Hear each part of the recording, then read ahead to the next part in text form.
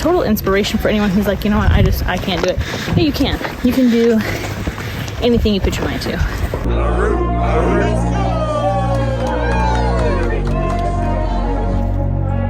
You are crushing this today. Woo! I'm gonna have a bruise there later. Anytime before that, they go to the line. Across face. Ooh, ouch. You know what this obstacle needs? More cowbell. Bam! Yeah!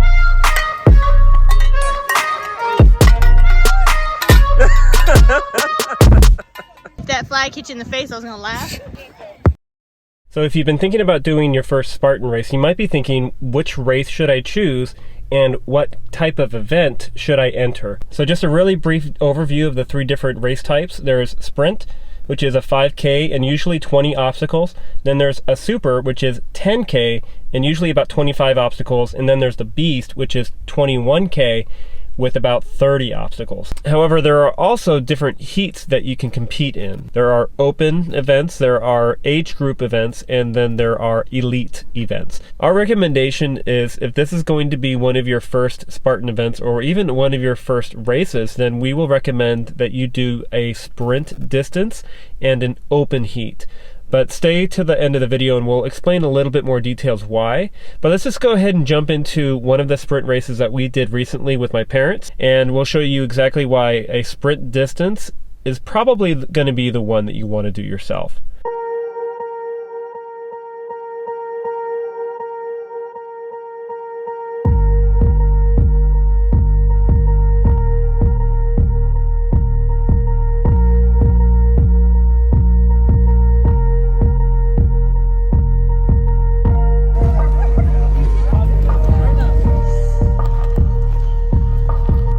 Like you're racing.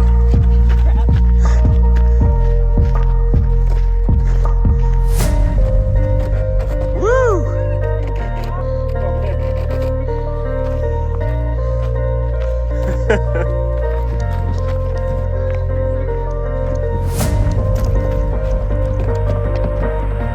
Yeah. That's how it's done, babe.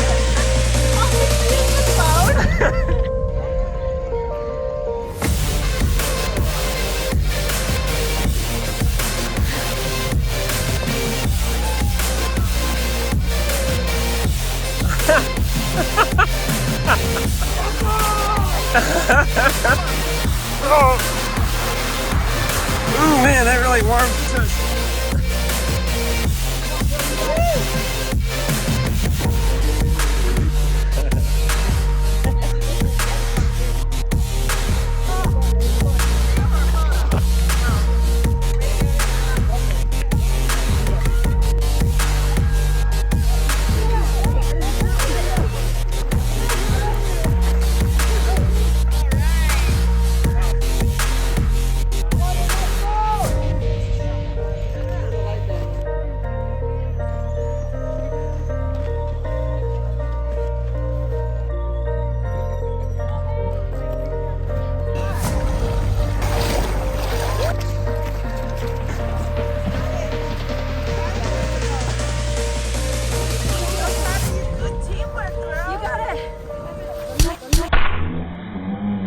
Across the face. Ooh, ouch. So what did you learn? Well, that getting kicked across the jaw hurts. Going over the inverted wall, me and this other person were at the top, and they swung their leg around, like, and didn't really look before they did it, and clocked me right here, right across the face. Good to know I could take it. Did you see it? No, I didn't see it. Oh, I thought for sure I probably filmed it. Yeah, I have it on video.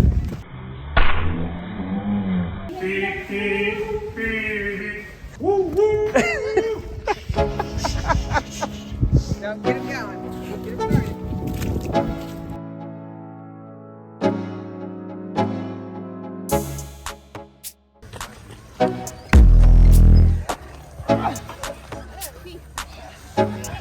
There you go. See, I'll let her get it to the top, and then I'll say, hold it, and take a picture of me like, I got it to the top. There you go. There it goes. You got it. Good for you, Johnny. Yeah.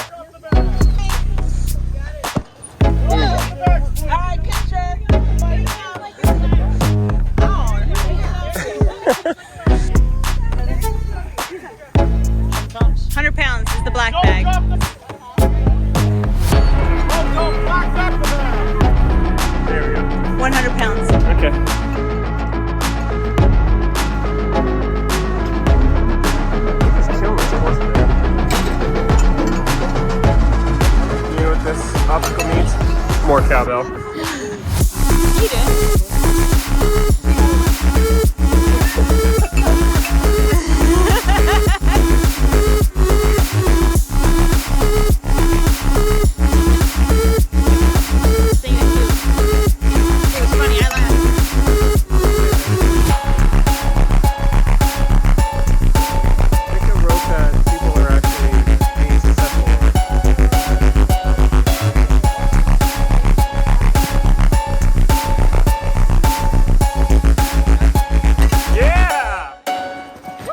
You are crushing this today.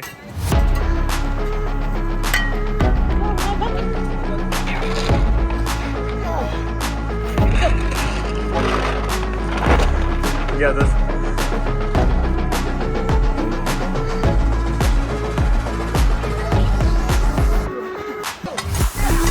There you go.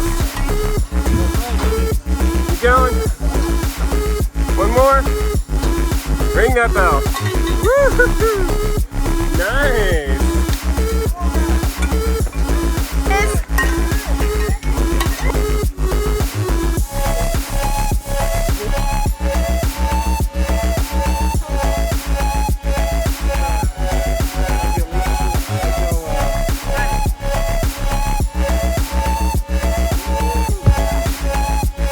No flags to the face this time?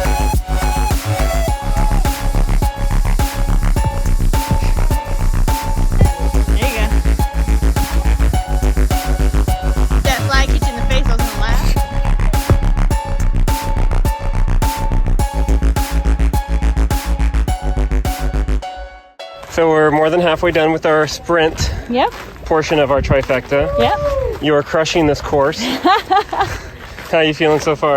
I feel really good. Yeah, I feel really good. I'm a little bummed I forgot my gloves, but it's okay. But yeah, so far so good. Oh, my watch just told me across the 3 mile mark. Nice. I don't know according to Spartan math, but my watch says 3 miles. Any updates for first timers? I don't think so. Because I think one of the things I wanted to add that we didn't mention before is how you might not think that you can do a race like this, but a few of the people that we've seen so far today was pretty inspiring. First of all, my parents are doing this race with us, and then the other person I was going to mention too is the person that was on those walking sticks. Well, they're called walking crutches. Oh, walking crutches. But he was doing an amazing job. He had a partner with him who was helping him through the race. He ended up at one point putting him up on his shoulder or on his back.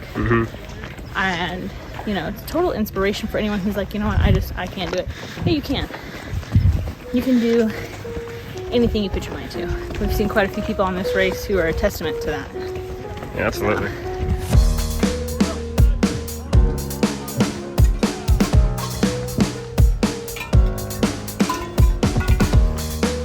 That was the softest bell ring I've ever heard.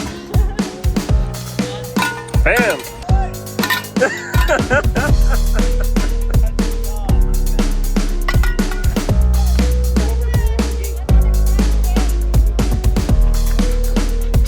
Oh, man.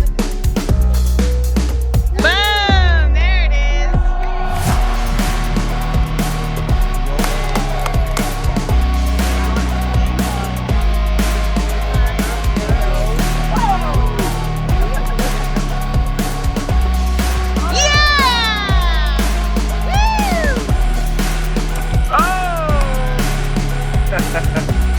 Alright, babe.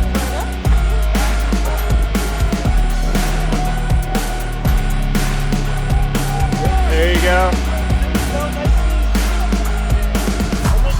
Keep going. One more ring. Ring it. Yeah.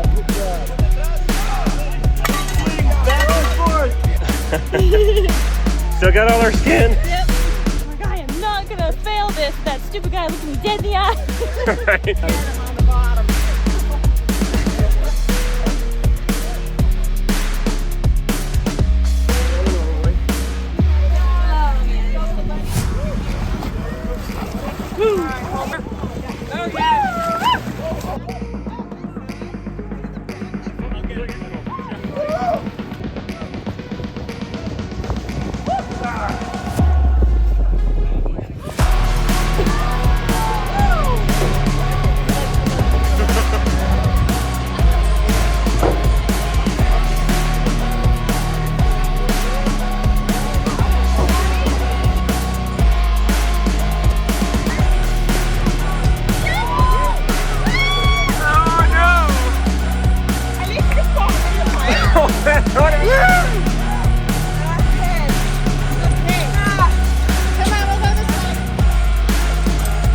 Now that's how you finish a race. Years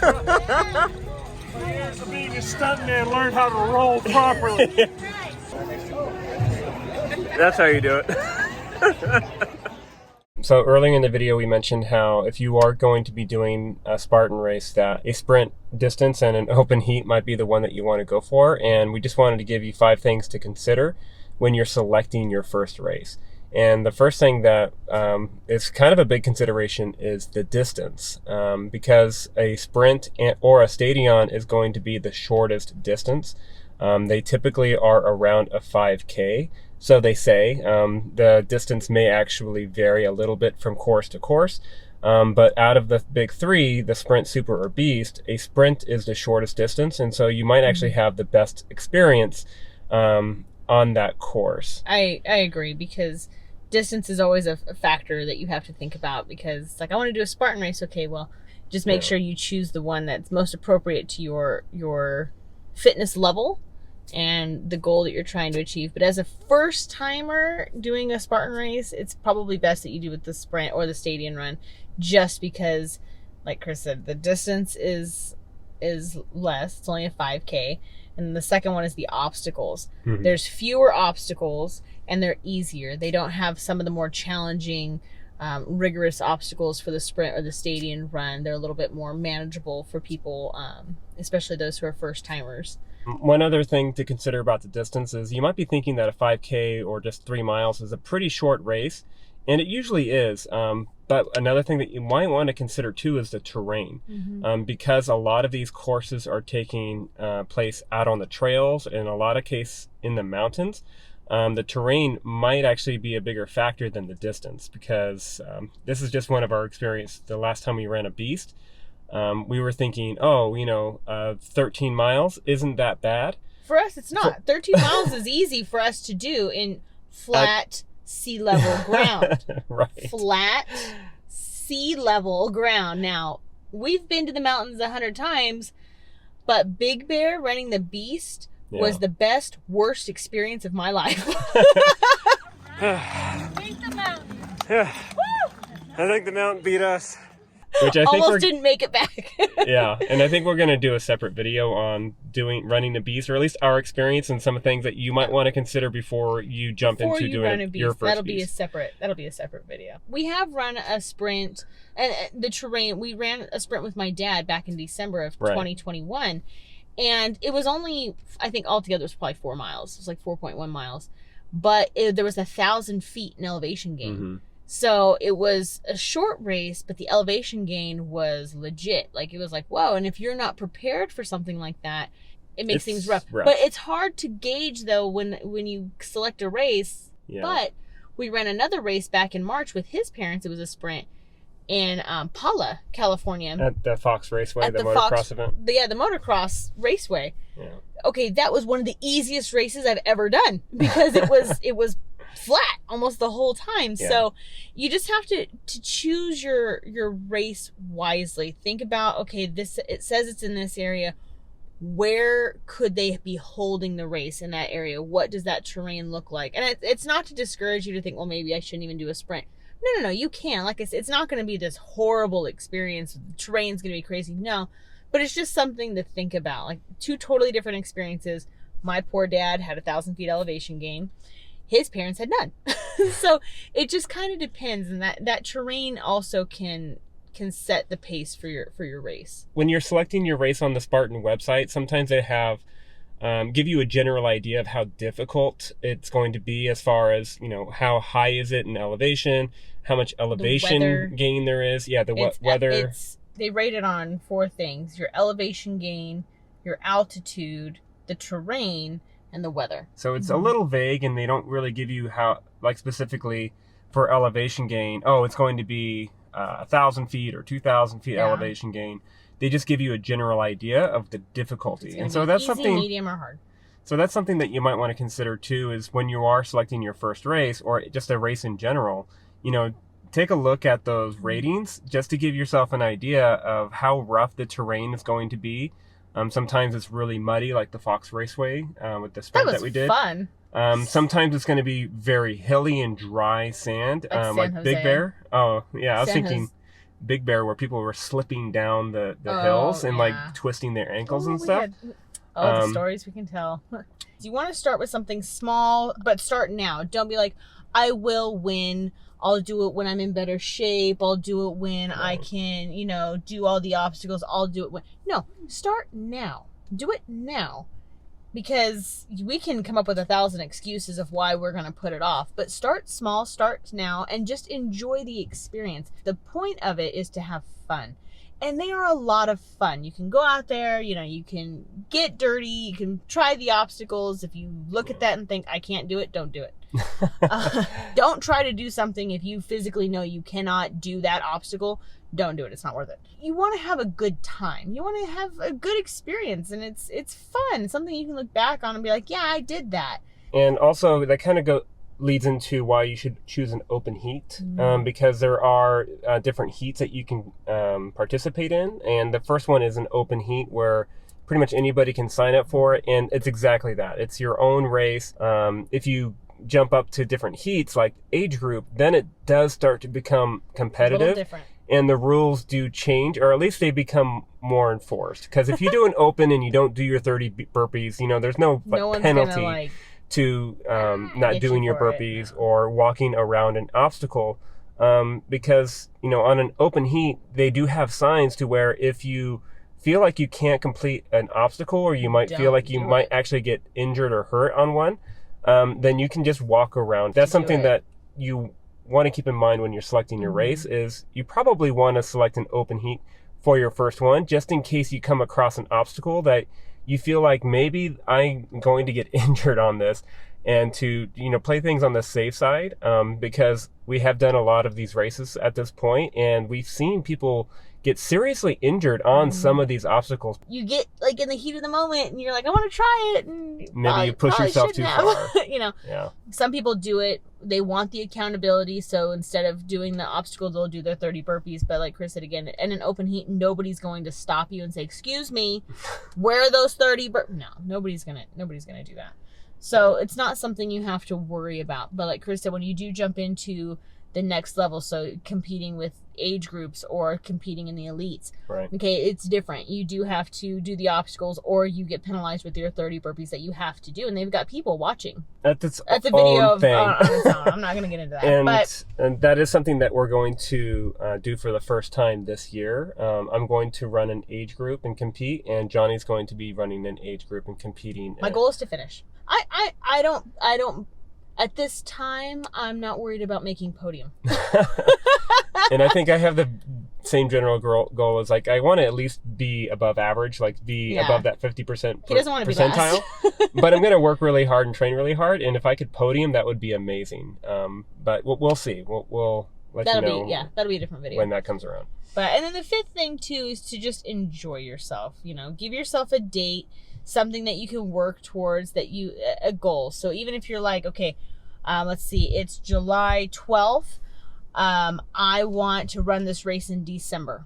You have a goal, you have a date, and work, you know, practice, train, do whatever you're going to do, work up to that goal, because it gives you something to look forward to. It gives you this feeling of, okay, I'm working towards this, and it keeps you hyped up and pumped and everything. Everybody's first Spartan race is all the same. When you get there, you don't have no idea where you are. What am I supposed to do? There's all these tents, there's loud music, there's food trucks, and it's just like, It's a lot of fun.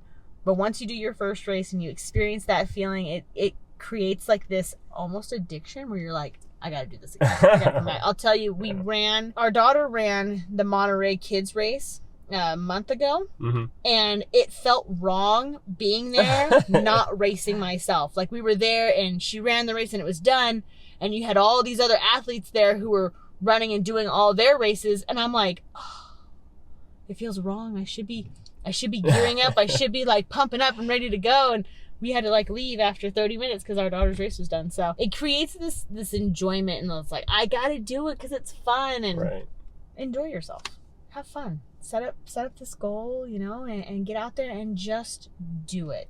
And then once you do, it's a great experience. Absolutely. So that was our experience for at least this past race that we did with my parents. And to get their perspective, My mom actually wrote a really cool article about her experience running that race that you just watched. She was brutally honest as far as some of the difficulties that she had with it, but also the positive experience that she had overall. Mm-hmm. And at the end of the race, she really felt like it was empowering, and she had a really good experience. For her, she might not actually do another race, but she was really glad that she did. Yeah.